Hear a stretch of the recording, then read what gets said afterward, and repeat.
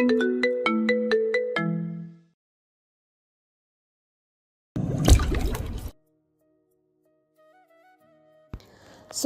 ভয়ে ভয়ে কম্পিত স্বরে বলে, আমার ভুল হয়ে গেছে, আর কোনো প্রশ্ন করব না, বিরক্ত করব না তোমায়। শ্রবণ সোহার সামনে দাঁড়ায়, দুজনের মাঝখানে অল্প একটু দূরত্ব। বাম হাতে সোহার চোয়াল চেপে ধরে বলে, আগে মনে ছিল না? বারবার নিষেধ করার পরে একই কাজ কেন করছিস? আর করব না। যা আমার সামনে থেকে, না তুই জানে বাড়ি ফেলবো। ছেড়ে দিতে সোহা দ্রুত রুম থেকে বেরিয়ে আসে। স্থির হয়ে দাঁড়িয়ে জোরে জোরে শ্বাস নেয়। হাতে মারতে হবে না, যেভাবে ভয় দেখায় ভয় দেখেই মেরে ফেলবে। নিজের চোয়ালে হাত বুলায়, এত শক্ত হাত, যেখানে ধরে মাংস পচিয়ে দেয়। হাত তো নয়, যেন হ্যামার। শ্রবণ রুম থেকে ব্যালকনিতে এসে দাঁড়ায়। সোনালি রোদ এসে ছুঁয়ে দেয় উদাম গা। রোদে চকচক করছে ফর্সা শরীর। গরমের মধ্যে দাঁড়িয়ে থাকে কিছুক্ষণ। রোদেলা আকাশের দিকে তাকিয়ে থেকে চোখ জোড়া খোলা হয়ে গেছে। আশেপাশে তাকিয়ে সব খোলা দেখছে। রুমে ফিরে এসে গলা ছেড়ে সোহাকে ডাকে। ইমোশনাল হয়ে গিয়েছিল বজ্জাত মেয়েটা, এখন মেজাজ খিটখিটি করে দিয়েছে। সোহা রান্নাঘরে ছিল মাজেদা আন্টির পাশে দাঁড়িয়ে। শ্রবণের ডাক শুনে দ্রুত বেরিয়ে আসে রান্নাঘর থেকে। রুমে এসে দেখে শ্রবণ রুমের মাঝখানে শটান দাঁড়িয়ে আছে। বলো। বসে থাকে এখানে। সোহা তাকিয়ে থাকে শ্রবণের মুখের দিকে। বুঝতে পারিসনি আমার কথা? তুমিই তো চলে যেতে বলেছিলে। এখানে থাকতে বলেছি, থাক চুপচাপ। সোহা চুপচাপ বিছানায় উঠে বসে থাকে। মাথা খারাপ হয়ে গেছে নাকি, আবার কি বলে আর কি করে নিজেই বোধহয় বুঝতে পারে না। অদ্ভুত মানব। সোহা শ্রবণের দিকে তাকিয়ে থাকে। উদাম গা, টু কোয়ার্টার প্যান্ট, কাটাছেঁড়া শরীর, এলোমেলো চুল, চোখে মুখে রাগ স্পষ্ট। কেমন অদ্ভুত দেখাচ্ছে শ্রবণকে। শ্রবণ সোহার দিকে তাকাতে সোহা মুখ ফিরিয়ে নেয় অন্যদিকে। শ্রবণ এগিয়ে এসে বিছানায় বসে সোহার পাশে। সোহা কিছুটা সরে যায় শ্রবণের কাছ থেকে। শ্রবণ চোয়াল শক্ত করে তাকায় সোহার দিকে, দাঁতে দাঁত পিষে বলে, গু লেগে আছে আমার গায়ে। সোহা দ্রুত দুদিকে মাথা নাড়ায়। কথা বলতে মুখ ব্যথা করে। রাম ধমক খেয়ে কেঁপে উঠে সোহা। মুখ ফুটে বলে, না, গুলেগে থাকবে কেন? তাহলে আমি বসার পর দূরে সরে গেলে কেন? সোহা শুকনো ঢোক গিলে বলে, ভুল করে তোমার আঘাতে ছোঁয়া লাগলে ব্যথা পাবে, সেই জন্যে। আমাকে তোর ফিটার খাওয়া 6 মাসের বাচ্চা মনে হয়? তুই মিথ্যা বলবি আর আমি ধরতে পারবো না? কুত্তার বাচ্চা, মিথ্যা বললি কেন? শ্রবণের ধমক খেয়ে ভয় পেয়ে আরও একটু পিছিয়ে যায় সোহা। শ্রবণ এমনভাবে তাকিয়ে আছে যে মনে হচ্ছে এখনই কাঁচা চিবিয়ে খাবে সোহাকে। সোহা ডর ভয় বুকের ভেতর জমা করে রেখে শ্রবণের দিকে এগিয়ে আসে। তখন শ্রবণকে বসতে দেখে ভয় পেয়ে দূরে সরে গিয়েছিল। এখন তো তার থেকেও বেশি ভয় দেখাচ্ছে, তবু ওর গা ঘেঁষে বসতে হচ্ছে। শ্রবণ ঘাড় ঘুরিয়ে সোহার মুখের দিকে তাকিয়ে বলে, ঘাড় ব্যথা করছে, মাসাজ করে দে। সোহা পা তুলে উঠে বসে শ্রবণের পেছনে।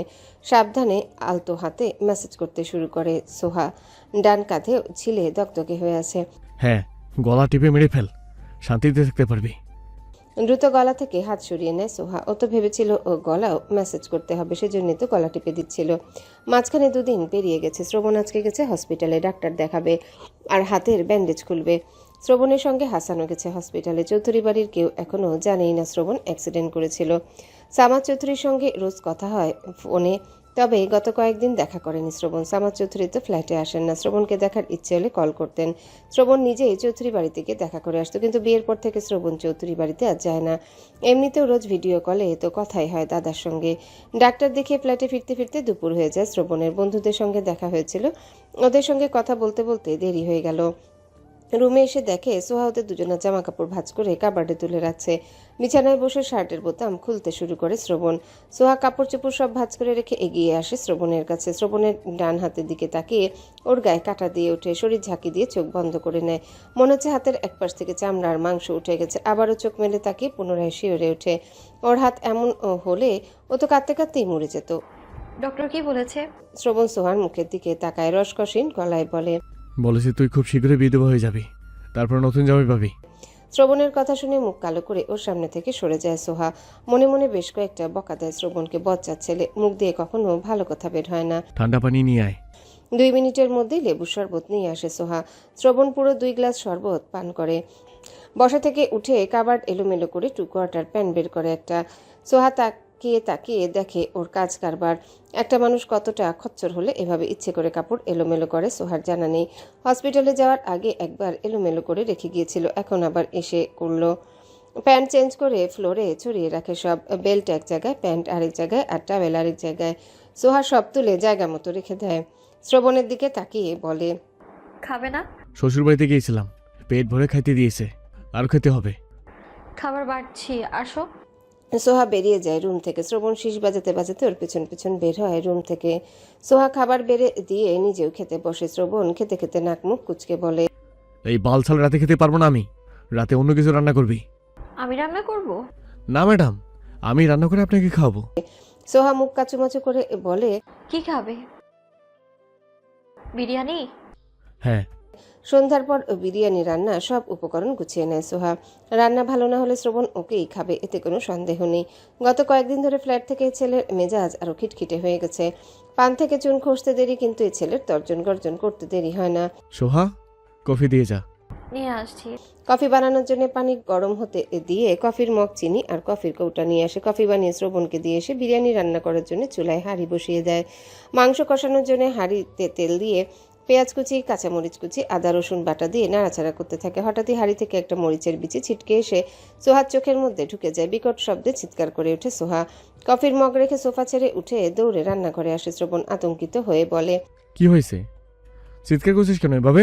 সোহা দুই হাতে মুখ ঢেকে চিৎকার করছে এখনো। শ্রবণ বাম হাত দিয়ে সোহার এক হাত সরানোর চেষ্টা করে বলে, শয়তানের বাচ্চা, বলবি তো কি হয়েছে?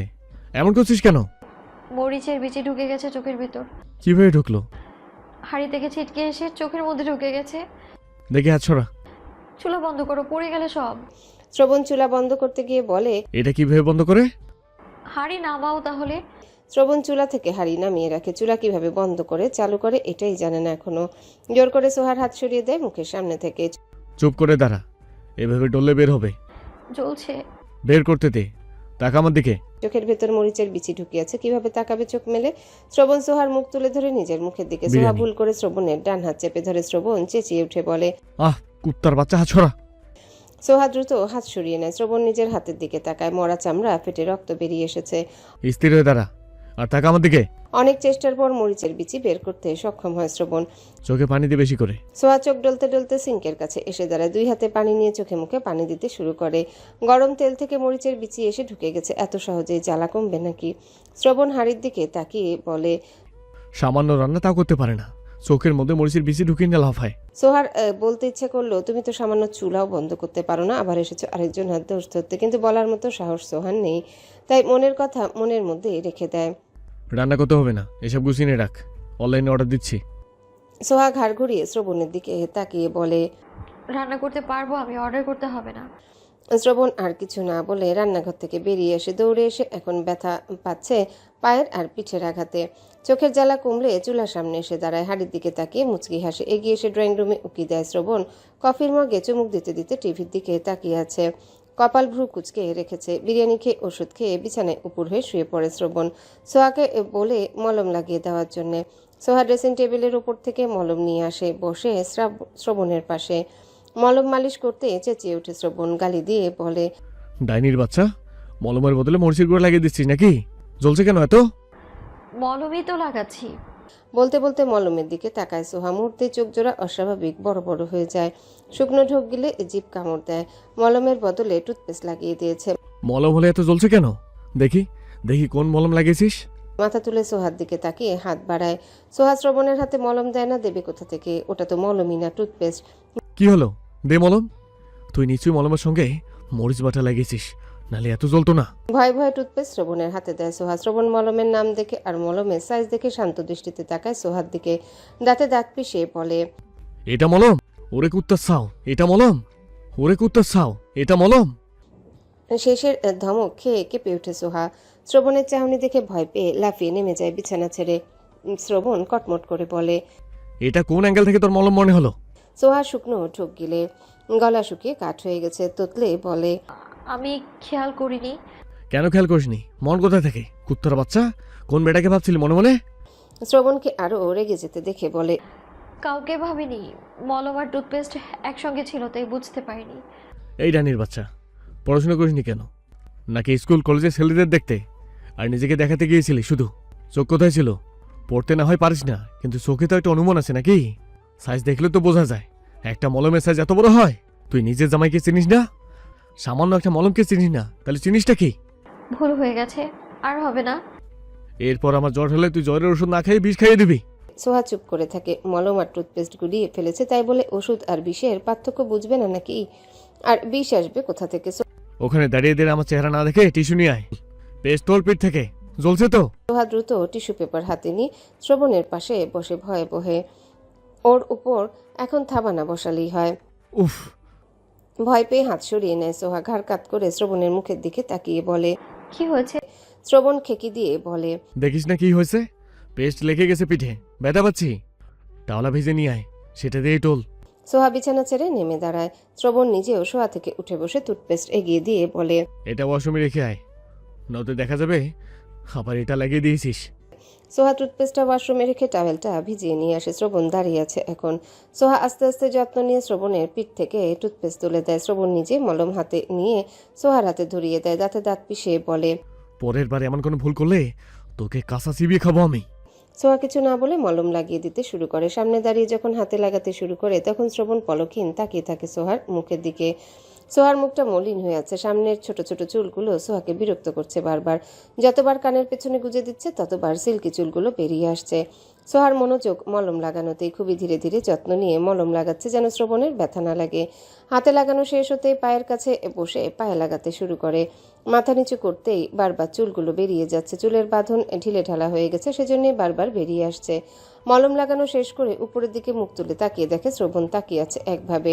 ওকে এভাবে তাকিয়ে থাকতে দেখে মুখ নামিয়ে নিয়ে দ্রুত উঠে দাঁড়ায়। মলম ড্রেসিং টেবিলের উপর রেখে হাত ধুয়ে আসে।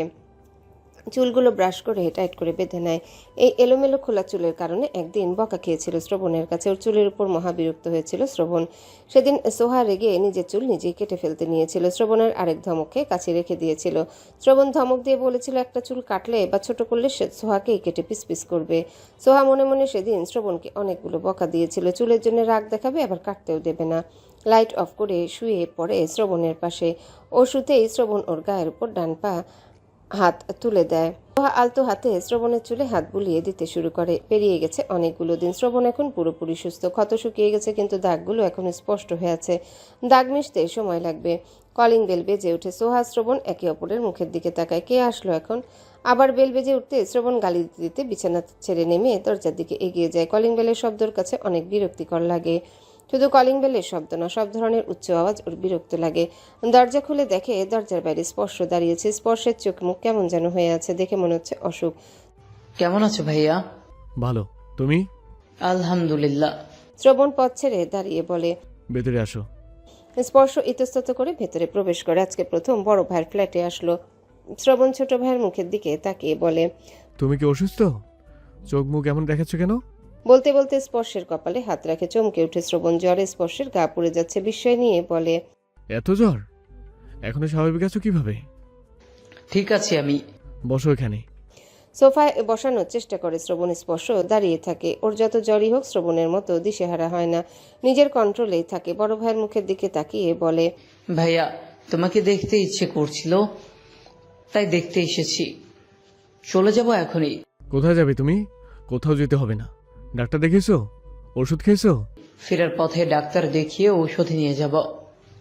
রাতের খাবার খেয়েছো? খাবো। তুমি বসো সোফায়। শ্রবণ স্পর্শকে সোফায় বসায় হাত ধরে। তুমি বসে থাকো, আমি আসছি। কোথায় যাবে তুমি? আমি চলে যাব এখনই। কোথাও যাবে না, বসে থাকো এখানেই। রুমে এসে ওয়ালেট পকেটে ভরতে ভরতে সোহার দিকে তাকিয়ে বলে। স্পর্শ এসেছে? ও অসুস্থ, আমি এর জন্য ওষুধ আনতে যাচ্ছি। তুই ওকে খেতে দে। ভাইয়া এসেছে? হ্যাঁ। কি হয়েছে ভাইয়ার? জ্বর হয়েছে, যা খেতে দে ওকে। খাবার আছে না? আছে, গরম করতে হবে। শ্রবণ রুম থেকে বের হওয়ার পেছন পেছন বের হয় সোহা। সোফার কাছে এগিয়ে এসে স্পর্শকে দেখতে পায়। সোফায় হেলান দিয়ে বসে আছে চোখ বন্ধ করে। ভাইয়া। সোহার গলার স্বর শুনে স্পর্শ চোখ মেলে তাকায়। সোহাকে দেখে কয়েক সেকেন্ড তাকিয়ে থেকে দৃষ্টি সরিয়ে নিয়ে বলে। কেমন আছিস? ভালো, তুমি কেমন আছো? আছি আলহামদুলিল্লাহ। সোহাও আর কিছু বলে না। স্পর্শ চুপ করে থাকে। নীরবতা ভেঙে সোহাই আবার বলে। বাড়িতে যাওনি আর? ইচ্ছে করে না।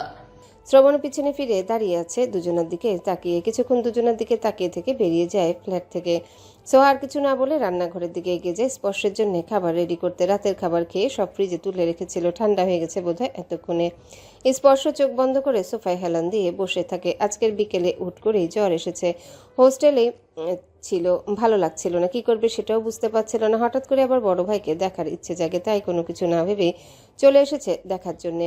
ফেরার পথে ঔষধ নেবে আর খেয়ে যাবে এমনটা ভেবেছিল। 15 মিনিট পরে সোহা ডাকতে আসে স্পর্শকে। এসে দেখে স্পর্শ কাত হয়ে গুটিসুটি মেরে শুয়ে আছে সোফায়। প্রথমে ডাকে সাড়া দেয় না, স্পর্শ ঘুমিয়ে পড়েছে বোধহয়। সোহা গলার আওয়াজ একটু বাড়িয়ে ডেকে বলে, ভাইয়া ঘুমিয়ে পড়েছো? উঠে খেয়ে নাও। স্পর্শ চোখ মেলে তাকায়, ঘুমিয়ে পড়েছিল। উঠে বসতে বসতে বলে, কি হয়েছে? খেয়ে নাও। ভাইয়া কোথায় গেছে? আসেনি এখনো? ওষুধ আনা চলে গেছে, চলে আসবে এক্ষুনি। তুমি খেতে চলো। আমি খাবো না কিছু। খাবার রেডি, তুমি চলো।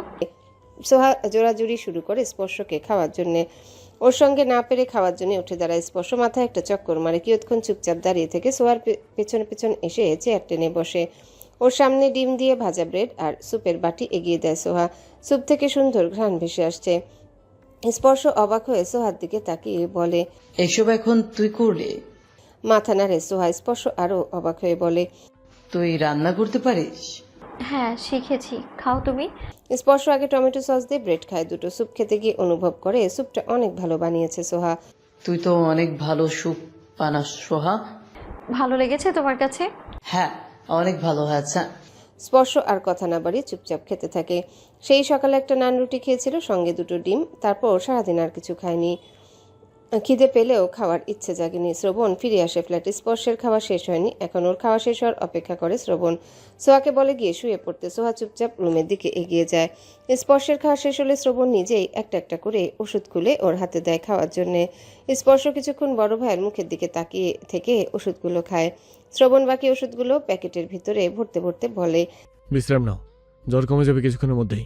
আর দেরি করব না ভাইয়া, আমি আসি এখন। তোমাদের বিরক্ত করলাম। কোথাও যাবে না এখন, আসো আমার সঙ্গে।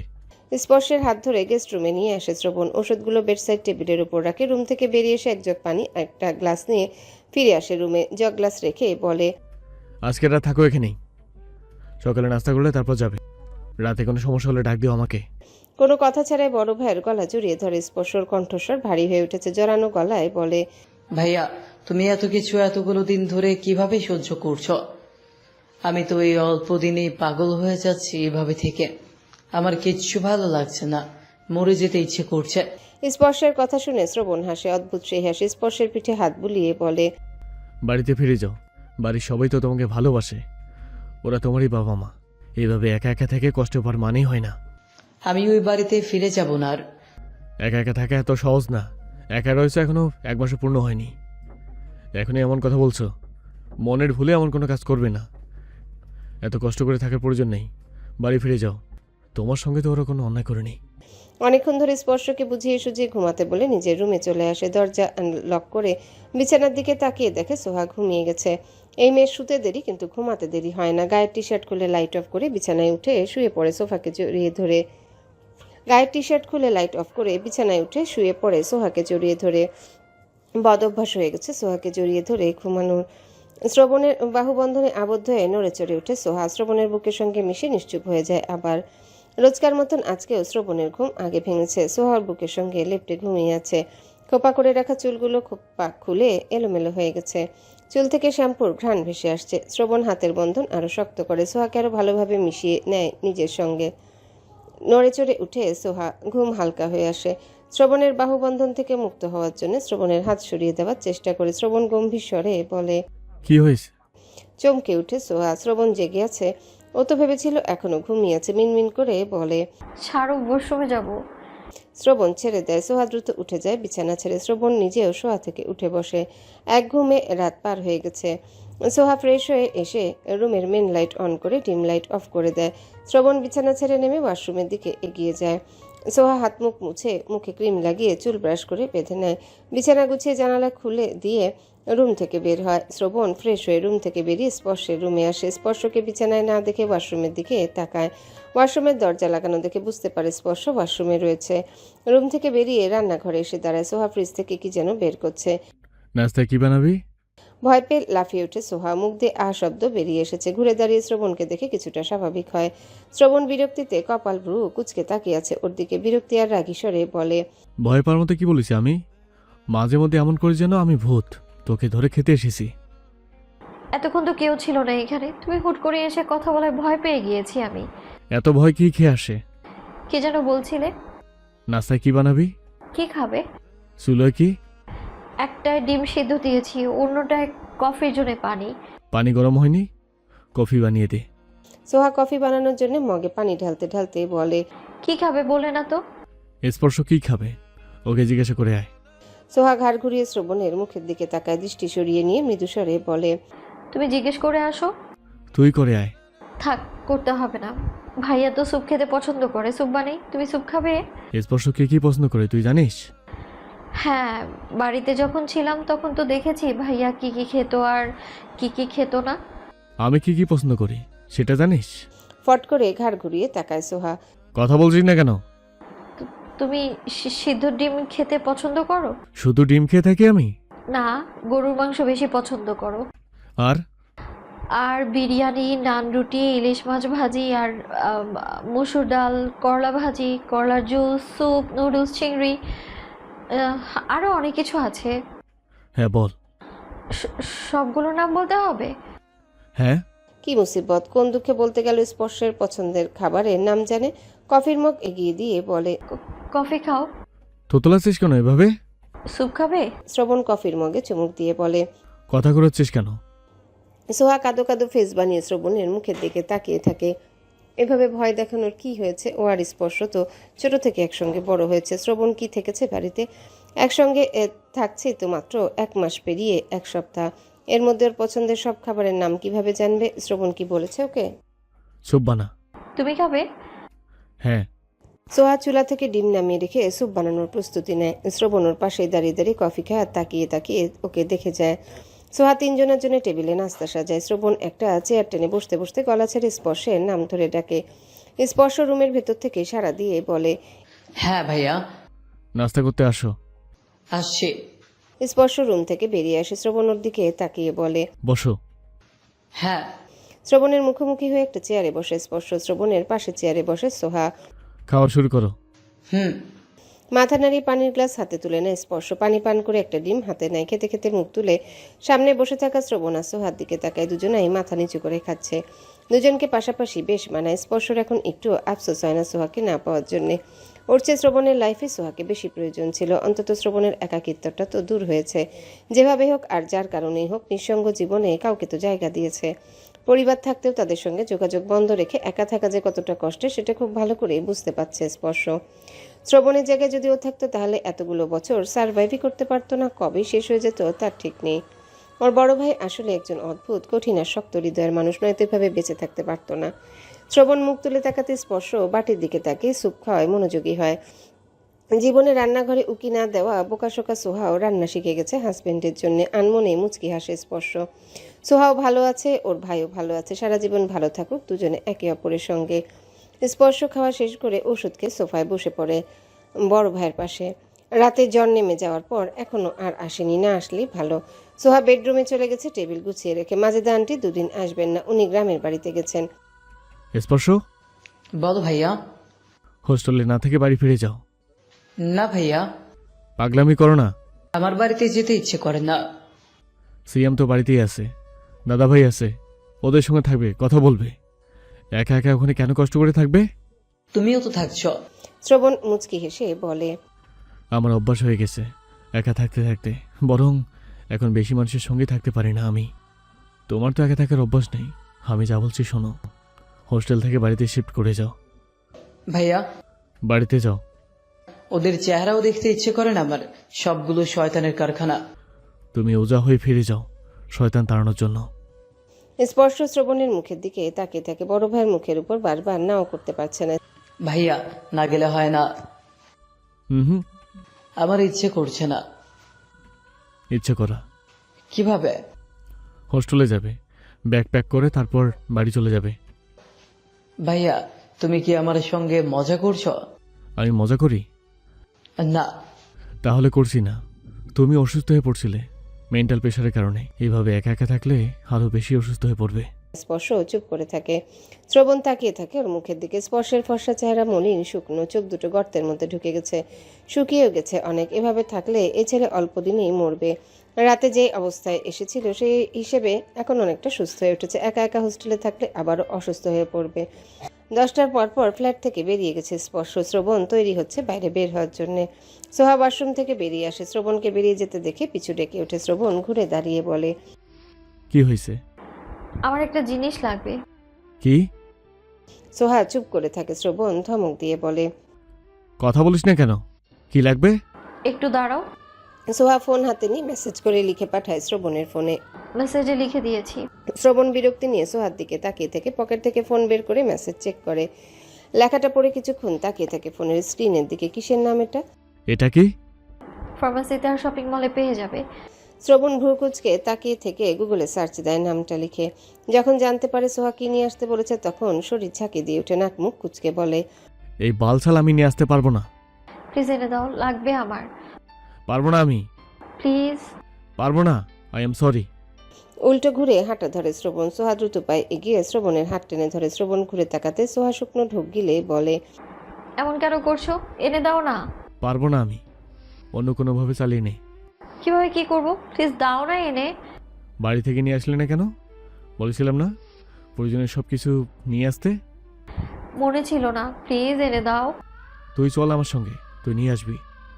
আমি? আগে কে এনে দিয়েছে? আম্মু। তুই চল, তুই নিয়ে আসবি। আমি শুধু সঙ্গে যাব, আমি কিনতে পারবো না এসব। আমি এখন কিভাবে বাইরে যাব? ড্রেস নষ্ট হয়ে গেছে। শ্রবণ চরম বিরক্তি নিয়ে তাকিয়ে থাকে কিছুক্ষণ। এত ঝামেলা ভালো লাগে না। আগে একা ছিল, কত ভালো ছিল। কিসের জন্যে যে বিয়ে করতে গেল? প্লিজ এনে দাও। এই বালের বিয়ে মানুষ করে? এক বউয়ের কত কিছু লাগে, এটা লাগবে ওটা লাগবে, আসেই একটার পর একটা। আগেই তো ভালো ছিলাম, আর জীবনে বিয়ের নাম মুখে নেব না। তুমি কি আরো বিয়ে করতে চাইছো? আরও? তুই এক ডাইনির বাচ্চাকে জীবনে এনেই জীবনটা তেনা তেনা। আর কোনো ঝামেলাই চাই না আমার জীবনে। একটু থেমে আবারও বলে, আজকে আমি এনে দিচ্ছি, এরপর থেকে তুই নিয়ে আসবি। এরপর আর একদিন আমাকে বললে তোর মাথা ফাটিয়ে দেবো, বান্দির বাচ্চা। সোহা মাথা নাড়ায়। শ্রবণ দরজার দিকে এগিয়ে যেতে যেতে বলে, বালের একটা বিয়ে করেছিলাম, দেখ ভাল লাগে না। এখন এই বালসাল আনা লাগবে? নামটা যেন কি? বলতে বলতে ফোনের স্ক্রিনের দিকে তাকায়। বিড়বিড় করে সোহাকে গালি দিতে দিতে বেরিয়ে যায় ফ্ল্যাট থেকে। 10 মিনিট হওয়ার আগে শ্রবণ ফিরে আসে ফ্ল্যাটে। রুমে আসতে দেখে সোহা ওয়াশরুম থেকে বের হচ্ছে। রুম আর ওয়াশরুম করতে করতে দিন যাবে বোধ হয় আজকে। শ্রবণের হাতের দিকে তাকিয়ে সোহার চোখ বিস্ময়ে বড় বড় হয়ে গেছে। অবাক হয়ে বলে, এতগুলো? শ্রবণ সবগুলো সোহার হাতে ধরিয়ে দেয়। সোহা বলে, দোকানে সব নিয়ে এসেছো নাকি? হ্যাঁ, আরও থাকলে সেগুলো নিয়ে আসতাম। আর একদিন এইসব বালসালের কথা বললে আমাকে তোর খবর আছে। তুমি না এনে দিলে কে এনে দেবে? যা লাগবে লিস্ট করবি, আমি তোকে সঙ্গে নিয়ে যাব, তুই নিয়ে আসবি। সোহা বলে না কিছু। এতগুলো কেউ নিয়ে আসে? পুরো এক বস্তা। এগুলো দিয়ে তো ও এখন দোকান খুলে বসতে পারবে। শ্রবণ ধূপধাপ পা ফেলে রুমের বাইরে বেরিয়ে যায়। সোহা একটা প্যাকেট থেকে বের করে ওয়াশরুমের দিকে এগিয়ে যেতে যেতে বলে, বড় বড় মানুষের বড় বড় কাজ কারবার। 2 প্যাকেট নিয়ে আসলেই হতো। ভালোই হয়েছে, আগামী 6-7 মাস অনায়াসে চলে যাবে। বাইরে বেরিয়ে গেলেও 1 ঘন্টা পরেই আবারও ফ্ল্যাটে ফিরে আসে শ্রবণ। বাইরে আজ মন টিকছে না, কেমন ছটফট ছটফট লাগছে। রুমে এসে চেঞ্জ করে নেয়। শীষ বাজাতে বাজাতে রুম থেকে বেরিয়ে রান্নাঘরে আসে। কপালে কয়েক ভাঁজ ফেলে ফ্লোরে জুবুথুবু হয়ে বসে থাকা সোহার দিকে তাকায়। এভাবে বসে আছে কেন? চুলার দিকে তাকিয়ে দেখে চুলার উপর রান্না চাপানো। কি হয়েছে, এভাবে বসে আছিস কেন? চমকে উঠে সোহা মাথা তুলে সামনে দাঁড়িয়ে থাকা শ্রবণের দিকে তাকায়। শ্রবণ পুনরায় বলে, কি হয়েছে, এভাবে এখানে বসে আছিস কেন? ভয় পেয়েছিস? সোহা দুদিকে মাথা নাড়ায়। ভয় পায়নি। শ্রবণ ভালোভাবে খেয়াল করে দেখে সোহার হাত সহ পুরো শরীর থরথর করে কাঁপছে। এগিয়ে এসে পায়ের উপর ভর করে বসে সোহার সামনে। ভয় পাচ্ছিস তাহলে কাঁপছিস কেন এভাবে? সোহা চুপ করে থাকে। শ্রবণের গলা স্বর এখন কিছুটা নরম হয়। বল, কি হয়েছে? পেট ব্যথা করছে। কেন, গ্যাস্ট্রিকের সমস্যা হয়েছে? সোহা দুদিকে মাথা নাড়ায়। তাহলে কি হয়েছে? খুলে না বললে বুঝবো কিভাবে কি হয়েছে? কিছু বলতে না পেরে উঠে দাঁড়ায় সোহা। তীব্র ব্যথায় কুকিয়ে উঠে থরথর করে কাঁপছে পুরো শরীর। ব্যথার কারণে দাঁড়িয়ে থাকতে ভীষণ কষ্ট হচ্ছে। চোখ দুটো পানিতে টলমল করছে। আবার তরকারি প্রায় হয়ে এসেছে। ঢাকনা তুলে নাড়া দিয়ে আবারও ঢেকে দেয়। শ্রবণ উঠে দাঁড়ায় ওর পাশে। কিছুটা কর্কশ গলায় বলে, এই কি হয়েছে তোর? ভালোভাবে জিজ্ঞাসা করছি, ভাল লাগছে না? কানের নিচে 2টা দিয়ে মুখ থেকে সব কথা বের করতে হবে নাকি? সোহা বসে পড়ে। আবার শ্রবণ রেগে তাকিয়ে আছে ওর দিকে। জোরে ধমক দিয়ে বলে, এই কুত্তার বাচ্চা, কি জন্য পেট ব্যথা করছে জিজ্ঞাসা করছি না? পিরিয়ড হওয়ার কারণে ব্যথা করছে।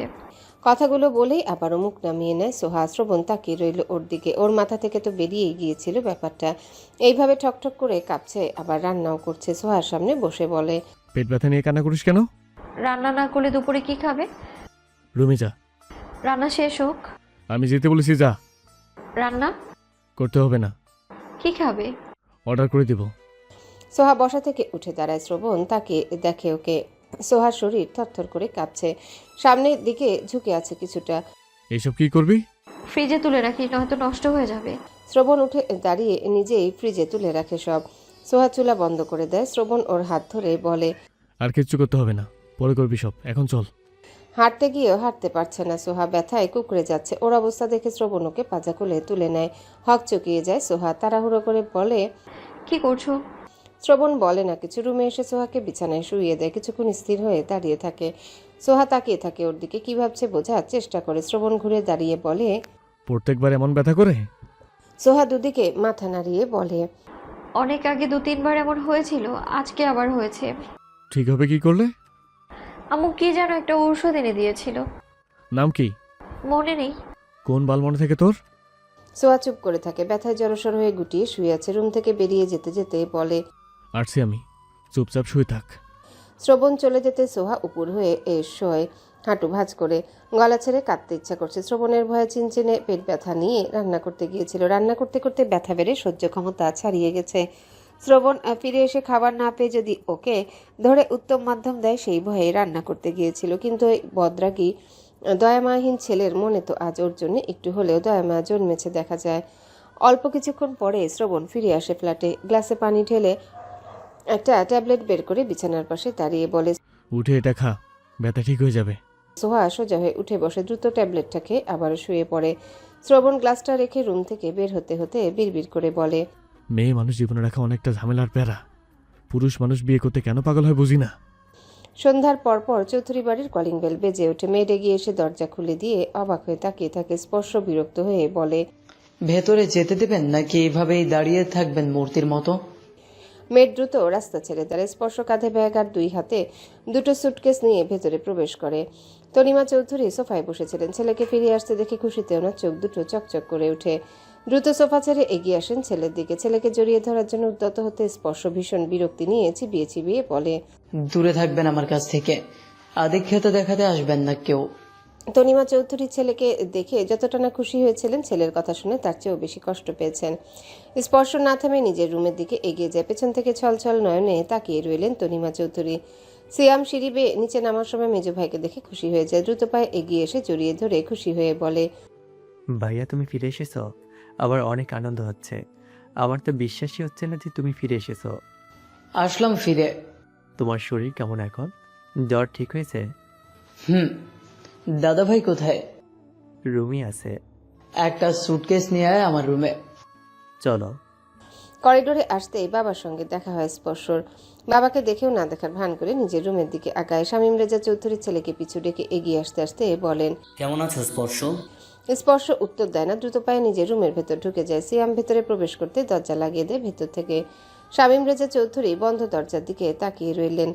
একদম বড় ভাইয়ের মতো হয়ে গেছে। উনি তো ভেবেছিলেন ওনার এই ছেলেটা ভদ্র, কিন্তু এখন তো দেখা যাচ্ছে বড় ছেলের মতোই অভদ্র হয়েছে। হোস্টেলে ভার্সিটিতে কতবার গিয়েছেন হিসেব নেই। স্পর্শ একবারও কথা বলেনি, বরং ইগনোর করেছে সব সময়। স্বভাব চরিত্র একদম বড় ভাইয়ের মতো হয়ে যাচ্ছে দিন দিন। এখন রাগের মাথায় বড় ভাইয়ের মতো বাপের গায়ে হাত না তুললেই হয়। নিচে নেমে আসতে স্ত্রীকে দেখতে পান। সিঁড়ির দিকে তাকিয়ে থাকতে দেখে কাছে এগিয়ে এসে বলেন, এভাবে সিঁড়ির দিকে কি দেখছো? স্পর্শ কথা বলেছে তোমার সঙ্গে? তনিমা চৌধুরীর চোখ দুটো পানিতে টইটুম্বর হয়ে গেছে। কম্পিত স্বরে বলেন, কথা তো বলেছে, তবে তবে কি? ওর কাছ থেকে দূরে থাকতে বলেছে, আদিক্ষেতা দেখাতে নিষেধ করেছে। আমার ছেলেটা কেন এমন হয়ে গেল? সব তোমার বড় ছেলের দোষ। ওর জন্যই এত অশান্তির সৃষ্টি হয়েছে এই বাড়িতে। তোমার বড় ছেলে আমার ছেলেকে কেড়ে নিয়েছে আমার কাছ থেকে। শ্রবণের কণ্ঠে হঠাৎ গান শুনে পুনরায় পিছনে ফিরে তাকায় সোহা। শ্রবণ গম্ভীর হয়ে তাকিয়ে আছে ওর দিকে। শ্রবণের কপাল ভ্রু কুচকে যেতে দৃষ্টি সরিয়ে নেয় সোহা। এখনই লাগাবে এক থমক। বাজখাই গলায় বলবে, এভাবে তাকে কি দেখছিস? আয়নার দিকে তাকিয়ে চুলগুলো ব্রাশ করতে শুরু করে। শ্রবণ বসা থেকে উঠে দাঁড়ায়। ধীর পায়ে এসে দাঁড়ায় সোহার পিছনে। ওকে পেছনে দেখেই সোহার গলা শুকিয়ে কাট। শ্রবণের চাহনি দেখেই বুঝতে পারছে কোন দিকে তাকিয়ে আছে। সোহা শ্রবণের কাছ থেকে দূরত্ব তৈরি করতে শ্রবণ ডান হাতে সোহার কোমর জড়িয়ে ধরে হাঁচকাটানি নিজের বুকের সঙ্গে ঠেকিয়ে নেয়। সোহার হাত থেকে হেয়ার ব্রাশ নিচে পড়ে যায়। চোখ জোড়া খিচে বন্ধ করে দুই হাতে নিজের পরনে জামা খামচে ধরে। শ্রবণ আলগোছে মুখ ডুবায় সোহার ঘাড়ে। ছোট ছোট চুমু দিতে দিতে বাইট বসিয়ে দেয় একটা।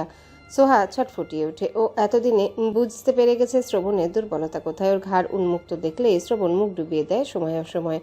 কম করে হলেও একটা বাইট দেবেই। শ্রবণ এখন নিজের নিয়ন্ত্রণে নেই, সেটা খুব ভালো করেই বুঝতে পারছে সোহা। দিশেহারা শ্রবণ আরও উন্মাদ হয়ে ওঠার আগে ওকে হুঁশে আনার জন্য সোহা আগের চেয়েও বেশি ছটফটিয়ে বলে। কি করছো? ছাড়ো।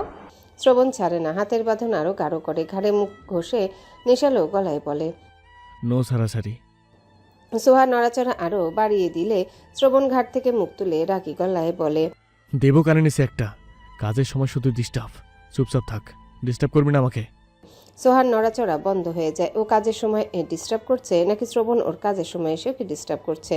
ও তো চুল ব্রাশ করছিল, ওকে এখন কে আসতে বলেছে? শ্রবণ সোহাকে নিজের দিকে ফিরিয়ে নেয়। দুই হাতে মুখ আগলে ধরে কাজল কালো আঁখি দয়ে দৃষ্টি স্থির করে। এলোমেলো খোলা চুলে কাজল কালো আঁখি যুগল শ্রবণকে আরও ঘোরের মধ্যে ডুবিয়ে দিচ্ছে। নেশা জাতীয় কিছু খেলে কেমন নেশা হয় শ্রবণের জানা নেই, তবে সোহার কাছাকাছি আসলে শ্রবণ ঘোরের মধ্যে চলে যায়, নেশা ধরে যায়। চোখের দিক থেকে দৃষ্টি সরিয়ে ওষ্ঠজোড়ায় দৃষ্টি স্থির করে। সোহার গোলাপি অধরজোড়া তিত্তির করে কাঁপছে। সোহার গাল থেকে এক হাত চুলের ভাঁজে গলিয়ে দেয় শ্রবণ। সোহার মুখ নিজের দিকে টেনে এনে নিজেও মুখ নামিয়ে নেয় সোহার মুখের দিকে। নিজের অধরজোড়া দিয়ে বন্দি করে সোহার অধরজোড়া। অনুভূতির জোয়ারে ভেসে সোহার দুই হাত আঁকড়ে ধরে শ্রবণকে। বেশি কিছুক্ষণ পর ছেড়ে দেয় শ্রবণ। সোহা ভালোভাবে শ্বাস নেওয়ার আগে শ্রবণ ওকে নিজের সঙ্গে মিশিয়ে উঁচু করে ধরে বিছানায় চলে আসে। রাত পেরিয়ে ভোর হয়। সোহার ঘুম ভাঙে। আড়মোড়া দিয়ে শোয়া থেকে উঠে বসে। ভেজা এলোমেলো চুলগুলো পিঠময় ছড়িয়ে পড়ে। নিজের আশেপাশে তাকিয়ে বুঝতে পারে শ্রবণ জিমে চলে গেছে।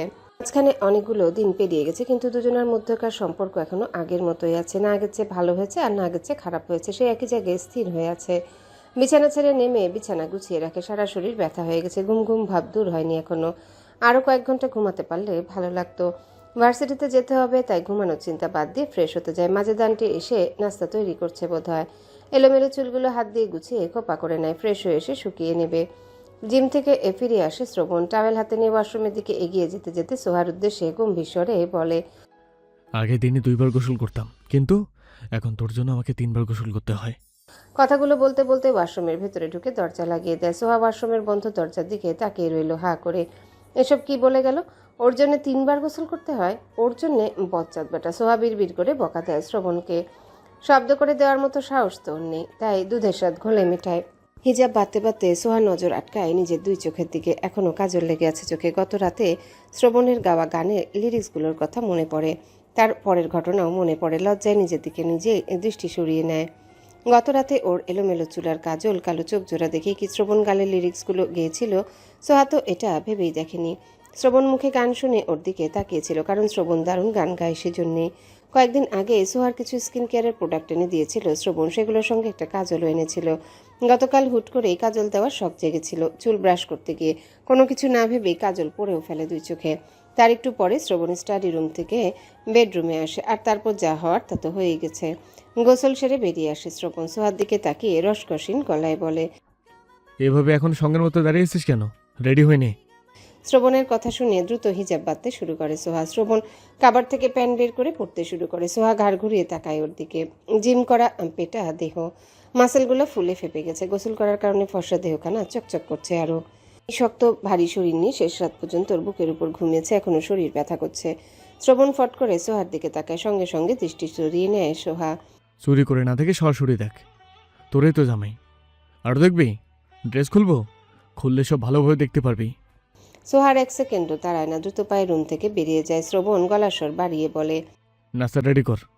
শ্রবণ ফিটফাট হয়ে রুম থেকে বেরিয়ে ডাইনিং টেবিলের কাছে এগিয়ে আসে। সোহা দুজনের জন্য নাস্তা রেডি করে বসে আছে। শ্রবণ চেয়ার টেনে বসে। সোহা তাকায় না ওর দিকে। বিনা বাক্যে নাস্তা করে দুজন। শ্রবণ চেয়ার ছেড়ে উঠে স্টাডি রুমের দিকে এগিয়ে যায়। সোহা দ্রুত সব গুছিয়ে রেখে স্টাডি রুমে আসে। নিজের ব্যাগ কাঁধে নিয়ে বেডরুমে এসে ফোন ব্যাগে ভরে আবার রুম থেকে বেরিয়ে আসে। শ্রবণের সঙ্গে বের হয় ফ্ল্যাট থেকে। লিফটের দিকে আগাতে সেই ভদ্রমহিলার সঙ্গে দেখা হয়। ওনাকে দেখে শ্রবণ বিরক্তিতে কপালে কয়েক ভাঁজ ফেলে লিফটে প্রবেশ করে সোহাকে নিয়ে। ভদ্রমহিলা ওনার সঙ্গে সঙ্গে ভেতরে প্রবেশ করে সোহার দিকে তাকিয়ে বলেন, তুমি তো আগে হিজাব পরতে না? কিছুদিন ধরে দেখছি পরো। হিজাব পরো কেন এখন? এমন প্রশ্ন শুনে সোহা চুপ থাকে, তবে শ্রবণ চুপ থাকে না। আজ ভদ্রমহিলার দিকে তাকিয়ে বলে, কাপড় চোপড় সারে নিয়ে যাই। বিব্রত বোধ করেন ভদ্রমহিলা। ওনার চেহারা দেখেই শ্রবণ বুঝতে পারছে ওনার মনের কথা। আগের মতো একই সুরে বলে, আপনি তো এমনটাই চাইছেন বোধহয়, তাই না? হিজাব না পরে কি আপনার মেয়ের মতো প্যান্ট শার্ট পরে ঘুরবে বাইরে ছেলেদের সামনে? এখন হিজাব পরছে, আগামীকাল থেকে বোরকাও পরবে। যদি আপনার কাছে ভালো না লাগে তাহলে চোখ বন্ধ করে রাখবেন আমাদের দেখলে। লিফট থেকে বেরিয়ে সোহার হাত ধরে পার্কিং লটের দিকে এগিয়ে যায় শ্রবণ। পেছন থেকে অপমানিত বোধ করে তাকিয়ে আছেন ভদ্রমহিলা। লিফটে আরও দুজন নারী পুরুষ ছিলেন। ওনারা ভদ্রমহিলার দিকে অদ্ভুতভাবে তাকিয়ে থেকে চলে যান নিজ গন্তব্যে। অন্যের ব্যাপারে অহেতুক নাক গলালে এমনই হবে। সোহাকে বসিয়ে শ্রবণ নিজেও উঠে বসে গাড়িতে। সোহা ভয়ে ভয়ে মিনমিন করে বলে, এভাবে না বললেও পারতে। শ্রবণ গাড়ি স্টার্ট দিতে গিয়ে থেমে যায়। কটমট করে তাকায় সোহার দিকে, চিবিয়ে চিবিয়ে বলে, মায়া লাগছে ওই অসভ্য মহিলার জন্য? যা, মহিলার গলা ধরে কেঁদে কিছুক্ষণ। সোহা চুপ করে থাকে। শ্রবণ গাড়ি স্টার্ট দিতে দিতে চরম বিরক্তি প্রকাশ করে বলে, প্রত্যেকটা দিন শুধু শুধু বিরক্ত করে, হাজারে সব প্রশ্ন করে। অন্যকে নিয়ে এত মাথা ব্যথা কেন কুত্তার বাচ্চা? আরেকদিন ওই মহিলার সঙ্গে কথা বললে গলা চেপে তোকে মেরে ফেলবো।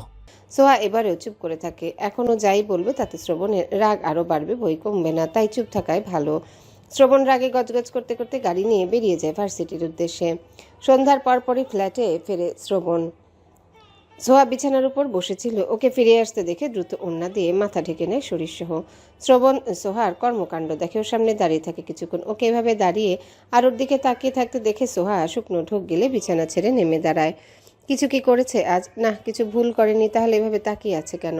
পকেট থেকে ফোন বের করতে করতে বলে, আমাকে দেখে যে এভাবে ঢেকে রাখলি তাদেরকে আমি দেখতে পারবো না?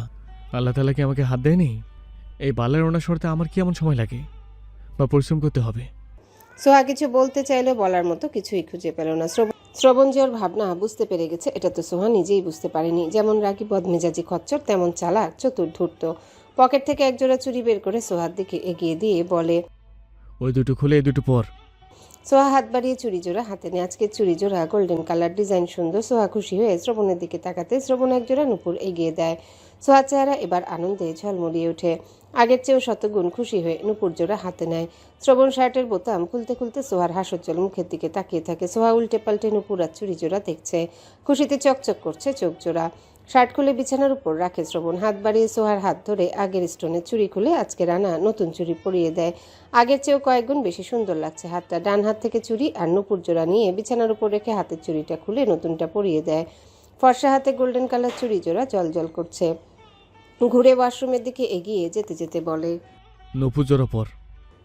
ঘুরে ওয়াশরুমের দিকে এগিয়ে যেতে যেতে বলে। সোহা খুশি হয়ে দ্রুত নুপুর জোড়া পায়ে পড়ে নেয়। ওর তো এখন খুশিতে আর আনন্দে নাচতে ইচ্ছা করছে। ঘুরে ফিরে বারবার হাত আর পা দেখছে। পা নাড়ালে নুপুর থেকে ঝুনঝুন শব্দ ভেসে আসছে। অনেক ভালো লাগছে ওর। সোহা বলতে বাধ্য, শ্রবণের পছন্দ অনেক সুন্দর। শ্রবণ ফ্রেশ হয়ে এসে ট্রাউজার পরে ভেজা টাওয়েল ছুঁড়ে মারে সোহার মুখের উপর। সোহা মুখের উপর থেকে টাওয়েল সরিয়ে শ্রবণের দিকে তাকায়। শ্রবণ চুল ব্রাশ করতে করতে বলে, আমার চেহারা না দেখে খাবার বার। দুপুরে কিন্তু খাইনি, খিদে পেয়েছে। সোহা টাওয়েলটা ব্যালকনিতে মেলে দিয়ে খাবার বাড়ার জন্য এগিয়ে যায়। ভার্সিটি শেষে সোহাকে ফ্ল্যাটে পৌঁছে দিয়ে বেরিয়ে গিয়েছিল আবার।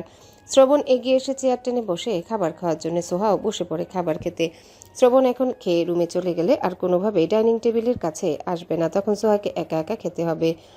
ভূতের ভয়ে তো খেতেই পারবে না। এখনও রাত বেশি হয়নি, তাই ভয়টা একটু কমই লাগছে। খেতে খেতে শ্রবণ বলে, খেয়ে রেডি হ, কেন? বের হব কোথায় যাব? জাহান্নামে। ধমক খেয়ে চমকে উঠে সোহা। ভুলে প্রশ্ন করে ফেলেছে অপরাধীর ন্যায় বলে, ভুল হয়ে গেছে, আর হবে না। এক ভুল তোর কতদিন হয়? আর কোনোদিনও হবে না। দ্রুত খেয়ে রেডি হ। আচ্ছা। সোহা দ্রুত খেতে থাকে। শ্রবণ কোথায় নিয়ে যাবে ওকে? খেতে খেতে শ্রবণের মুখের দিকে তাকায়। শ্রবণ গম্ভীর হয়ে খাচ্ছে। খাওয়া শেষ করে ফ্রেশ হয়ে এসে তৈরি হয়ে নেয় সোহা। শ্রবণ নিজেও তৈরি হয়ে নেয়। আয়। সোহা শ্রবণের পেছন পেছন রুম থেকে বেরিয়ে আসে। শ্রবণ স্টাডি রুম থেকে দুটো হেলমেট নিয়ে বেরিয়ে আসে। দুটোই সোহার হাতে ধরিয়ে দিয়ে ফ্ল্যাট থেকে বের হয়। দরজা লক করে হেলমেট দুটো নিজের হাতে তুলে নেয়। সোহা ওর পাশে পাশে হেঁটে এগিয়ে যায় লিফটের দিকে। পার্কিং লটে এসে শ্রবণ নিজের বাইক বের করে। Kawasaki Ninja ZX 10R super sports bike. এটা ইম্পোর্টেড করা, দেশের বাইরে থেকে আনিয়েছিল। শ্রবণের পিছনে এই বাইকে বসতে সোহার ভয় লাগছে। যতটুকু জানতে পেরেছে শ্রবণ ঝড়ের বেগে বাইক চালায়। এই ছেলে আজকে ওর ভবলীলা সাঙ্গ করেই ছাড়বে বোধ হয়। সোহা তো ভেবেছিল শ্রবণ ওকে চৌধুরী বাড়িতে নিয়ে যাবে, এখন দেখছে জমের দুয়ারে নিয়ে যাওয়ার প্ল্যান করে বসে আছে। হেলমেট পর। আমি যাব না। চর খেয়েছিস? হ্যাঁ। আবার খেতে না চাইলে পেছনে উঠে বস। সোহা ভয়ে ভয়ে আল্লাহকে ডাকতে ডাকতে হেলমেট পরে পেছনে উঠে বসে। ধরে বস শক্ত করে, পিছন থেকে পরে মরে থাকিস না রাস্তায়। তুমি আস্তে আস্তে চালাবে, বাইকে বসলে এমনিতেই আমার ভয় লাগে। শ্রবণ বাইক নিয়ে রাস্তায় উঠে আসে। রাস্তায় আগে থেকে শ্রবণের বন্ধুরা অপেক্ষা করছে বাইক নিয়ে। ওরা 6 বন্ধু ও বাইক রাইডে বের হতে চেয়েছিল রাতে রাস্তায়, তবে শ্রবণ সোহাকে একা একা ফ্ল্যাটে রেখে মাঝরাত পর্যন্ত বাইরে থাকতে চায়নি। মাঝরাত পর্যন্ত ফ্ল্যাটের বাইরে থাকলে ফিরে গিয়ে দেখবে ওর বউ ভয়ের চোটে মরে ভূত হয়ে গেছে। সব দিক ভেবে সোহাকে সঙ্গে নিয়ে বের হওয়ার প্ল্যান করেছে, তাতে ওর বউ জীবিত থাকবে আর ওরও রাইড করা হবে। বাইক নিয়ে ছুটে চলে 6 জন। সোহা শ্রবণকে শক্ত করে জড়িয়ে ধরে আছে। আস্তে আস্তে শ্রবণের বাইকের স্পিড বাড়তে শুরু করে। আস্তে চালাও, ভয় লাগছে আমার। মুখ বন্ধ রেখে শক্ত করে ধরে থাক। শ্রবণকে শক্ত করে ধরে রেখে রাতে শহর দেখতে থাকে সোহা। 6 জন বাইক নিয়ে শহর থেকে অনেক দূরে চলে এসেছে। প্রকৃতি ঠান্ডা ঠান্ডা, শীতল বাতাসে সোহার শরীর শীতল হয়ে গেছে। ভয়ে ওর জন্যে লাফালাফি করছে না, কখন যেন প্রাণ পাখিটা খাঁচা ছাড়া হয়ে যায়। রাত 12টা বেজে যেতেই বাড়ির পথে রওনা হয় 6 জন। রাতের বেলা ঘুরতে বেরিয়ে সোহার মন্দ লাগেনি, ভালোই লাগছে, তবে একটু একটু ভয়ও করছে অ্যাক্সিডেন্ট হওয়ার ভয়ে। হঠাৎ শ্রবণের বাইকের স্পিড মাত্রাতিরিক্ত বেড়ে যায়। বাতাসের আগে যেন ছুটে চলছে বাইক। সোহা ভয়ে চিৎকার করতে শ্রবণকে বারবার বলছে বাইক থামানোর জন্য। পেছন থেকে 5 জন সোহার চিৎকার শুনতে পাচ্ছে স্পষ্ট। চোখের পলকে 5 জনের দৃষ্টি সীমানার বাইরে চলে যায় শ্রবণের বাইক। পেছন থেকে সিফাত চিৎকার করে বলে, এই শালা নিজেও মরবে, বউকেও মারবে। কদিন আগে অ্যাক্সিডেন্ট হলো, তবুও শিক্ষা হয়নি। এই শালা স্পিড কমা। সোহার হাত ফসকে যেতে নেয়, আগের চেয়েও শক্ত করে ধরে কাঁদতে কাঁদতে বলে, বাইক থামাও, হাত ফসকে যাচ্ছে, পড়ে যাবো, আমি মরে যাব। এতক্ষণে এসে বাইকের স্পিড কমায় শ্রবণ। আস্তে আস্তে রাস্তার একপাশে দাঁড় করায়। সোহা দ্রুত বাইক থেকে নেমে দাঁড়ায়, থরথর করে কাঁপছে পুরো শরীর। কান্না করতে করতে নিচে বসে পড়ে। এভাবে কেউ বাইক চালায়? ফাঁকা রাস্তা তো কি হয়েছে, যদি পড়ে যায়? হঠাৎ যদি সামনে থেকে কোনো গাড়ি চলে আসে? আর একটু হলেই তো হার্ট অ্যাটাক করেই মরে যেত। শ্রবণ বাইক থেকে নেমে দাঁড়ায়, বাজখায় গলায় বলে, এভাবে মরা কান্না করার মতো কি হয়েছে? সোহা হেলমেট খুলে ফেলে। হেডলাইটের আলো সামনের দিকে থাকায় শ্রবণ সোহাকে স্পষ্ট দেখতে পাচ্ছে না। এর মধ্যে পেছন থেকে বাকি 5 জনের বাইক এগিয়ে এসে দাঁড়ায় ওদের পেছনে। আলোকিত হয়ে যায় পুরো জায়গাটা। 5 জনের বাইক থেকে নেমে এগিয়ে আসে ওদের দুজনের কাছে। সোহা মাথা নিচু করে কাঁদছে আর থরথর করে কাঁপছে। শ্রবণ ওর সামনে বসে আছে হেলমেট খুলে। সিফাত শ্রবণের দিকে তাকিয়ে বলে, বউ ফ্ল্যাটে একা একা থাকলে ভয়ে মরে যাবে বলেই সঙ্গে নিয়ে আসলে, এখন নিজেই এমন ভয় দেখালি যে জীবন্ত ফ্ল্যাটে ফিরিয়ে নিয়ে যেতে পারবি কিনা সন্দেহ হচ্ছে। সাকিব ওর পিঠে একটা লাগিয়ে দিয়ে বলে, তোর ফালতু কথা বন্ধ কর। আমার কথা তোর কাছে ফালতু মনে হচ্ছে? দেখ ভয়ে কিভাবে কাঁপছে ঠকঠক করে। হাসান শ্রবণের দিকে তাকিয়ে বলে, মেয়েটাকে এভাবে ভয় না দেখালেও হতো। বাচ্চা একটা মেয়ে, কিভাবে কাঁপছে। শ্রবণ গম্ভীর স্বরে বলে, 19 বছরের একটা মেয়েকে তোর বাচ্চা মনে হয়? বয়সের দিক দিয়ে বাচ্চা না থাকলেও সাহসের দিক থেকে বাচ্চাই রয়ে গেছে, নয়তো তোকে বাঘের মতো ভয় পেত না। শ্রবণ সোহার মুখে তুলে ধরে নিজের মুখের দিকে। ওঠ। সোহা কাঁদতে কাঁদতে কম্পিত স্বরে বলে, আমি আমি যাব না বাইকে করে। বেশি কথা না বলে ওঠ। সোহা দুদিকে মাথা নাড়ায়। শ্রবণ উঠে দাঁড়িয়ে সোহাকে জোর করে দাঁড় করায়। ছেড়ে দিতে সোহা পড়ে যেতে নেয়। এতই ভয় পেয়েছে যে দাঁড়াতে পারছে না নিজের পায়ে। শ্রবণ দ্রুত ওকে আগলে ধরে নিজের সঙ্গে মিশিয়ে নেয়। তুই যেমন সাহসী, তোর বউ তেমন ভীতু, ভয়ে দাঁড়াতেই ভুলে গেছে। শ্রবণ রাগী গলায় সোহাকে বলে, বাইকে উঠে বস, নয়তো এখানে ফেলে রেখে চলে যাব। যাও। শ্রবণ চিবিয়ে চিবিয়ে মৃদু স্বরে বলে, ওদের সামনে মার খেতে না ছিলে উঠে বস, বেশি কথা বলতে পারবো না। শ্রবণ ধরে সোহাকে সামনে বসিয়ে দেয়। নিজে হেলমেট পরে সোহার পেছনে বসে। সোহার 2 হাত নিজের পেছনের দিকে দিয়ে বলে, এভাবে ধরে রাখ, পড়বি না।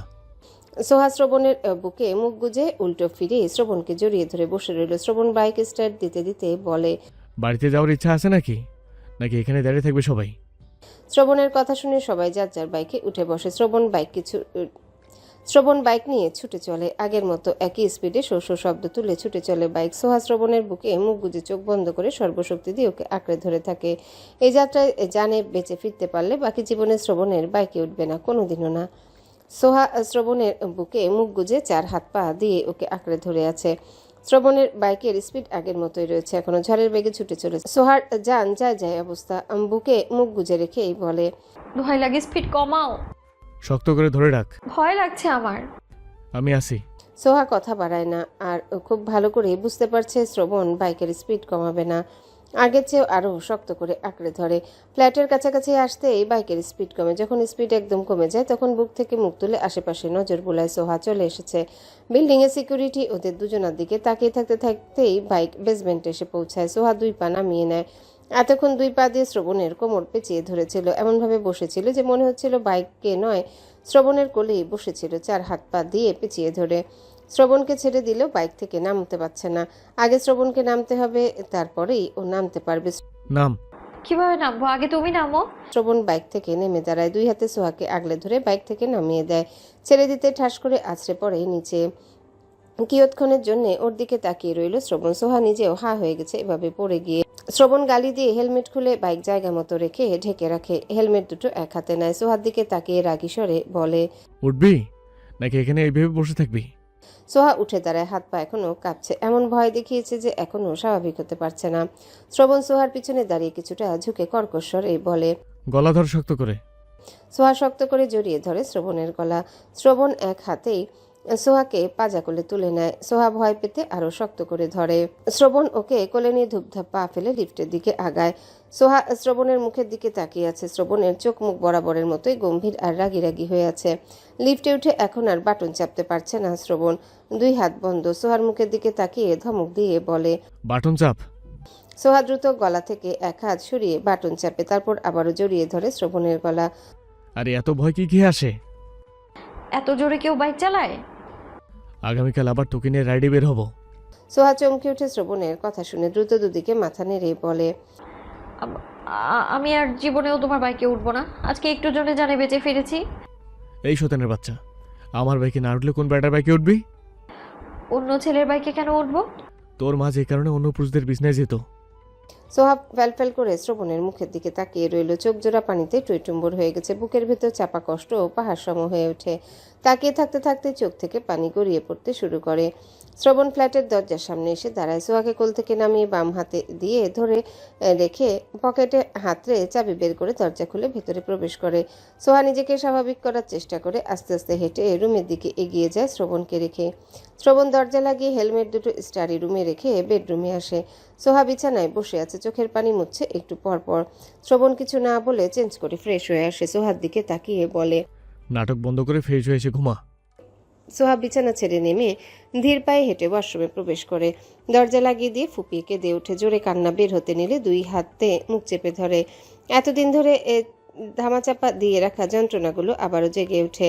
মায়ের এই রূপ সোহা কখনো মেনে নিতে পারে না। দুঃখ, কষ্টে, লজ্জায়, ঘৃণায়, রাগে, অভিমানে এখন পর্যন্ত মায়ের সঙ্গে একটা কথাও বলেনি, আর যোগাযোগ করার চেষ্টাও করেনি। অবশ্য যোগাযোগ করার সাহসও হয় না শ্রবণের ভয়ে।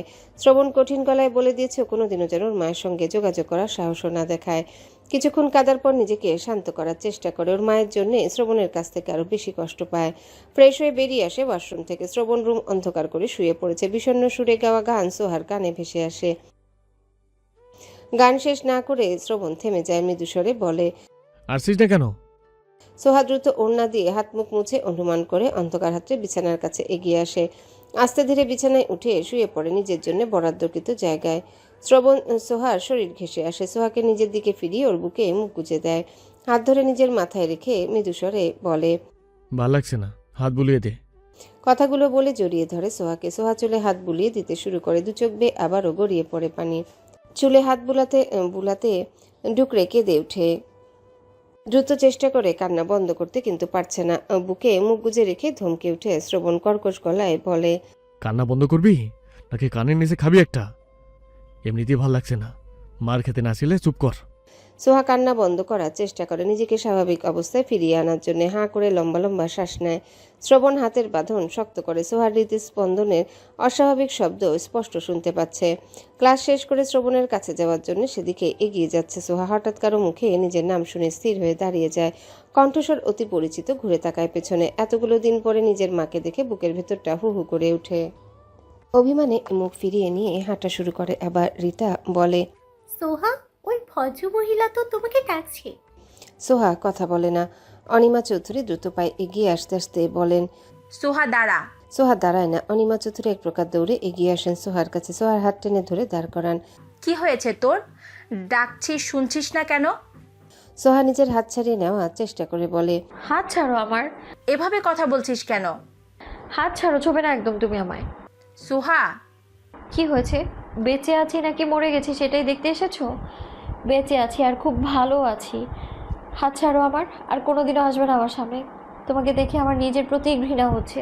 তোমার মতো মার স্ত্রী দুনিয়ার আর কারো না হোক। ঝাড়া দিয়ে হাত ছাড়িয়ে নিয়ে দ্রুত পায়ে সামনের দিকে এগিয়ে যায়। ওর পেছন পেছন এগিয়ে যায় রিতা। একবার সোহার মুখের দিকে তাকাচ্ছে, আবার উল্টো ফিরে অনিমা চৌধুরীর দিকে তাকাচ্ছে। অনিমা চৌধুরী স্তব্ধ হয়ে দাঁড়িয়ে আছেন। সোহা ওনার সঙ্গে এভাবে আর এসব বলল বিশ্বাসই করতে পারছেন না। পেছন থেকে আরও কয়েকবার ডাকেন, কিন্তু সোহা ফিরেও তাকায় না। আশেপাশে তাকিয়ে দেখেন অনেকেই তাকিয়ে আছে ওনার দিকে। ওনার পরনে অফিসের ফর্মাল ড্রেস, দেখেই বোঝা যাচ্ছে অফিস থেকে সরাসরি এখানে এসেছেন। সোহা শ্রবণের কাছাকাছি এসে দাঁড়ায়। শ্রবণ বসা থেকে উঠে ওর কাছে এগিয়ে আসে। সোহা মুখের দিকে তাকিয়ে গম্ভীর স্বরে বলে, কি হয়েছে? চোখ মুখ এমন কেন? সোহা কথা বলতে পারে না, চেহারা লাল হয়ে গেছে, চোখ দুটো পানিতেই টইটুম্বর। দেখে মনে হচ্ছে এখনই কেঁদে ফেলবে। কে কিছু বলেছে? সোহা দুদিকে মাথা নেড়ে বলে, না। তাহলে কি হয়েছে? সোহা ফুপিয়ে উঠে কোনো রকমেই বলে, বাসায় যাব। শ্রবণ দাঁতে দাঁত চেপে তাকিয়ে থাকে সোহার মুখের দিকে। ইচ্ছে করছে ঠাস করে দুটো লাগিয়ে দিতে। জিজ্ঞাসা করছে কি হয়েছে, কিন্তু মুখ দিয়ে কথা বেরোচ্ছে না। রিতার দিকে তাকিয়ে বলে, রিতা কি হয়েছে? একজন ভদ্র মহিলা এসেছে। শ্রবণের কপালে কয়েকটা ভাঁজ পড়ে। কে এসেছে? আমি তো চিনি না ভাইয়া। দেখতে কেমন? ফর্সা, লম্বা, সুন্দরী, স্মার্ট, ফর্মাল ড্রেস পরেন। শ্রবণ আন্দাজ করতে পারে কে এসেছে। সোহার দিকে তাকিয়ে বলে, অনিমা এসেছে? উপর নিচ মাথা নাড়ায় সোহা। শ্রবণ দাঁতে দাঁত পিষে বলে, কোথায় কোথায় ওই কুত্তার বাচ্চা? ফ্ল্যাটে রেখে আসো আমায়। ওই ডাইনির বাচ্চা তোকে কি বলেছে? সোহা চোখের পানি মুছতে মুছতে জড়ানো গলায় বলে, বলেনি কিছু। শ্রবণ সোহার হাত ধরে গাড়ির দিকে আগায়। রিতা হাসানের দিকে তাকিয়ে বলে, অনিমা মানে ওই ভদ্র মহিলাকে? সোহার মা, শ্রবণের শাশুড়ি। সোহা ওর মায়ের সঙ্গে ওইভাবে রূঢ় হয়ে কথা বললো? বাড়িতে যা। তুমি যাবে না? না, আমার ক্লাস আছে। রিতা ঘুরে গেটের দিকে হাঁটা ধরে। গেটের বাইরে এসে দেখে অনিমা চৌধুরী গাড়ির কাছে দাঁড়িয়ে আছেন। রিতা অবাক হয়ে কিছুক্ষণ তাকিয়ে থাকে অনিমা চৌধুরীর দিকে। ওনাকে দেখে মনেই হচ্ছে না বড় বড় দুজন সন্তান আছে ওনার। অনিমা চৌধুরীর সামনে দিয়ে শ্রবণের গাড়ি বেরিয়ে যায়। তাকিয়ে তাকিয়ে দেখা ছাড়া কিছুই করতে পারেন না। রিতার ভীষণ আগ্রহ হচ্ছে সোহা, শ্রবণ আর ওদের বাড়ির পুরো ঘটনা জানার জন্য। কি হয়েছে ওদের বাড়িতে? সোহা কেন ওর মায়ের সঙ্গে এইভাবে কথা বলল? শ্রবণ কেন নিজের বাড়ি থাকা সত্ত্বেও ফ্ল্যাটে থাকে? প্রশ্নগুলো গিজগিজ করছে মাথার ভেতরে, কিন্তু উত্তর দেওয়ার মানুষ নেই। হাসানকে কিছু জিজ্ঞাসা করলেও লাভ হবে না। ওই বেটা ওর কোনো কথার উত্তর সহজে দিতে চায় না, আর এসব কথার উত্তর তো আরোই দেবে না। সোহাকে ফ্ল্যাটে রেখেই আবারও বেরিয়ে যায় শ্রবণ। সোহা ব্যাগ রেখে বেডরুমে এসে হিজাব খুলে বিছানায় উঠে শুয়ে পড়ে। গত রাত থেকে এমনিতেই ভালো লাগছে না, চাপা কষ্টে দম বন্ধ হয়ে আসতে চায়। আজকে চোখের সামনে মাকে দেখে আর এমন ব্যবহার করে এসে এখন আরও কষ্ট হচ্ছে। এই কষ্ট না সহ্য করতে পারে আর না তো কাউকে বলতে পারে। বালিশে মুখ গুজে গুমড়ে গুমড়ে কাঁদতে থাকে। কিছুক্ষণ পর কান্না বন্ধ করার চেষ্টা করে আল্লাহর কাছে অভিযোগের সুরে বলে, আল্লাহ, এমন জীবন কেন দিলে আমায়? এমন একজন মানুষের গর্ভে কেন আমার জন্ম হলো? ওর মতো একজন মানুষকে কেন আমার জীবনে দিলে? আমি এইসব আর সহ্য করতে পারছি না। গোসল সেরে বেরিয়ে আসে সোহা। চুল শুকিয়ে ব্রাশ করে বেঁধে নেয়। ব্যালকনির দরজা লাগিয়ে জানালা লাগায়। সন্ধ্যা হয়ে আসছে ধরনীর বুকে। দুপুরে খাওয়া হয়নি, খিদে পেয়েছে। কাঁদতে কাঁদতে ঘুমিয়ে পড়েছিল। একটা বাজে স্বপ্ন দেখে ঘুম ভেঙে গেছে। হঠাৎ কলিং বেল বেজে ওঠে। সোহা দরজার দিকে তাকায়। কে এসেছে? শ্রবণ আসলে তো কলিং বেল বাজাবে না। অনিমা চৌধুরী আসলো কি, নাকি অন্য কেউ? কে হতে পারে? চিন্তা ভাবনা করতে করতে রুম থেকে বেরিয়ে আসে। দরজার দিকে তাকিয়ে দেখে পাশের ফ্ল্যাটে সেই ভদ্রমহিলা দরজা খুলে দরজার সামনে দাঁড়িয়ে আছেন। ওনাকে দরজার সামনে দাঁড়িয়ে থাকতে দেখে সোহার চোখ কপালে। উনি দরজা খুললেন কিভাবে? চাবি কোথায় পেলেন? এটা কি মানুষ, নাকি ভর সন্ধ্যাবেলা মানুষের রূপ ধরে কোনো ভূতপ্রেত দাঁড়িয়ে আছে? ভয়ে সোহার বুকের ভেতর কম্পন সৃষ্টি হয়। হাত পা কাঁপতে শুরু করেছে। উল্টো ঘুরে দৌড় দিবে বেডরুমের দিকে। সেই মুহূর্তে ভদ্রমহিলা বলেন, কেমন আছো সোহা? সোহা কম্পিত স্বরে বলে, ভালো। আপনি কেমন আছেন আন্টি? ভালো। এভাবে কথা বলছো কেন? আপনি দরজা খুললেন কি করে? দরজা তো আগে থেকেই খোলা ছিল। দরজা খোলা দেখেই ভাবলাম তোমার সঙ্গে গল্প করে যাই। কথা বলতে বলতে ভদ্রমহিলা ভেতরের দিকে এগিয়ে আসেন। ওনার সাথে কথা বলে সোহার মনে হচ্ছে না উনি ভূত মানুষই মনে হচ্ছে। সোফা দেখিয়ে বলে, আন্টি বসুন। ভদ্রমহিলা সোফায় বসেন। সোহা এগিয়ে গিয়ে দরজা ভিজিয়ে দিয়ে এসে নিজেও বসে সোফায়। ভদ্রমহিলা আশেপাশে নজর বুলিয়ে বলেন, শ্রাবণ ফ্ল্যাটে নেই? না, বাইরে আছে। ও, বেশ কিছুদিন আগে একটা ছেলে এসেছিল তোমাদের ফ্ল্যাটে। কে সে? ছেলে? হ্যাঁ, কিছুটা শ্রাবণের মতো দেখতে। ও, আপনি বোধহয় স্পর্শ ভাইয়ার কথা বলছেন আন্টি। ওই ছেলের নাম স্পর্শ? হ্যাঁ। কে হয় তোমার? চাচাতো ভাই। শ্রাবণ তোমার কাজিন? হ্যাঁ। স্পর্শ আর শ্রাবণ ভাই? হ্যাঁ। তোমরা প্রেম করে বিয়ে করেছো? না। এমনটাই ধারণা করেছিলাম আমি। শ্রাবণের যা স্বভাব, ওকে দিয়ে প্রেম টেম হবে না। ভদ্রমহিলার কথা শুনে ওনার মুখের দিকে তাকিয়ে থাকে সোহা। ভদ্রমহিলা আবারও বলেন, তোমাদের বাড়ি কোথায়? কাছেই। বাড়িতে না থেকে আলাদা থাকো কেন? বাড়িতে কোনো ঝামেলা হয়েছে? শ্রাবণ তো অনেক বছর ধরে এখানেই থাকে একা একা। ওর সঙ্গে কোনো ঝামেলা? আন্টি চা খাবেন নাকি কফি? আরে, এসবের কোনো প্রয়োজন নেই। কেন প্রয়োজন নেই? আপনি বলুন না কি খাবেন। আচ্ছা, এত করে যখন বলছো তখন চা নিয়ে আসো। আচ্ছা আন্টি, আপনি একটু বসুন, আমি এখনই চা বানিয়ে নিয়ে আসছি। সোহা সোফা ছেড়ে উঠে দ্রুত রান্নাঘরের দিকে এগিয়ে আসে। বিড়বিড় করে বলে, শুধু শুধু কি এই মহিলাকে দেখতে পারে না নাকি? নারী নক্ষত্র সব জানতে চলে এসেছে। সসপ্যানে পানি বসিয়ে দাঁড়িয়ে থাকে। মহিলার কথার উত্তর যেন না দিতে হয় সেজন্যে কৌশলে এড়িয়ে উঠে এসেছে। 2 কাপ চা বানিয়ে সোফার কাছে এগিয়ে আসে। আবার 1 কাপ ভদ্রমহিলাকে দিয়ে অন্য কাপ নিজে নিয়ে বসে সোফায়। ভদ্রমহিলা চায়ের কাপে চুমুক দিয়ে বলেন, বাহ, তুমি তো দারুণ চা বানাও। ধন্যবাদ আন্টি। বাচ্চা কাচ্চা হবে কবে তোমাদের? মহিলার কথা শুনে লজ্জা পায় সোহা। কথার উত্তর না দিয়ে চায়ের কাপে চুমুক দেয়। ভদ্রমহিলা আবারও বলেন, এখনকার দিনকাল ভালো না। এখনকার ছেলেমেয়েরা সহজে বাচ্চাও নিতে চায় না। যখন বাচ্চা নিতে চায় তখন হয় না। পিল টিল কিছু খেও না আর, পরে কিন্তু বাচ্চা হবে না। একটা হয়ে যাক, তারপর না হয় লম্বা গ্যাপ দিলে। সোহা একটা কথাও বলে না, মহিলার দিকে তাকায় না। শ্রবণের বলা কিছু পুরনো কথা স্মরণ হয়েছে। বুকের ভেতরটা ভারী হয়ে আসে। আবার কি ভাবছো এত? কিছু না আন্টি। বেশি ভাবাভাবি বাদ দিয়ে বাচ্চা একটা নিয়েই ফেলো, পরে কিন্তু সমস্যা হবে। সোহা জোরপূর্বক একটু হাসে শুধু। ভদ্রমহিলা চা শেষ হতে ওনার ফোন বেজে ওঠে। ফোনের স্ক্রিনে তাকিয়ে বলেন, তোমার আঙ্কেল এসেছেন বোধহয়। যাই আজকে, অন্য একদিন আবার আসবো। ভদ্রমহিলা বেরিয়ে যান ফ্ল্যাট থেকে। সোহা দরজা লাগিয়ে বেডরুমে চলে আসে। বিছানায় বসে এক দৃষ্টিতে তাকিয়ে থাকে ফ্লোরের দিকে। শ্রবণ ফ্ল্যাটে প্রবেশ করার জন্য দরজা খুলতে গেলে পারে না খুলতে। চাবি দিয়ে দরজা খুলছে না। বুঝতে পারে ভেতর থেকে লাগানো হয়েছে। চোয়াল শক্ত করে এক নাগাড়ে কলিং বেল চাপতে শুরু করে। মিনিট পার হওয়ার আগে দরজা খুলে যায়। ভেতরে প্রবেশ করে দরজা লাগিয়ে আগুন চোখে তাকায় সোহার মুখের দিকে। ওর চাহনি দেখে সোহার আত্মা শুকিয়ে গেছে। বাজখাই গলায় বলে, এই ডানির বাচ্চা, দরজা ভেতর থেকে লাগিয়েছিস কেন? তুমি দরজা খুলে রেখে চলে গিয়েছিলে, সেজন্য ভেতর থেকে লাগিয়েছিলাম। শ্রবণের গলার স্বর কিছুটা নিচু হয়। দরজা খুলে রেখে গিয়েছিলাম? হ্যাঁ। শ্রবণ ঘুরে দরজার দিকে তাকায়। দরজা খুলে রেখেই চলে গিয়েছিল। হতে পারে তাড়াহুড়োই হয়তো ভুলে গিয়েছিল। স্টাডি রুমের দিকে এগিয়ে যেতে সোফার সামনে থাকা টি টেবিলের উপর নজর পড়ে। সোহার দিকে কপাল ভ্রু কুঁচকে তাকিয়ে বলে, এখানে 2টো চায়ের কাপ কেন? ওই পাশের ফ্ল্যাটের আন্টি এসেছিলেন। ওই অসভ্য মহিলা। হ্যাঁ। দরজা খুলছিস না কেন? আর ওই মহিলাকে ফ্ল্যাটে ঢুকতে দিয়েছিস কেন? আমি তো জানতাম না দরজা খোলা রেখে তুমি চলে গেছো। আন্টি কলিং বেল বাজানোর পর রুম থেকে বেরিয়ে এসে দেখি দরজাটা খোলা। দরজা খোলা দেখে অবাক হয়েছিলাম। আমি কিছু বলার আগে আন্টি নিজে থেকেই ভেতরে ঢুকে গেছেন। কি বলেছে? ওই আমরা বাড়িতে না থেকে এখানে কেন থাকি এসবে জিজ্ঞেস করছিলেন।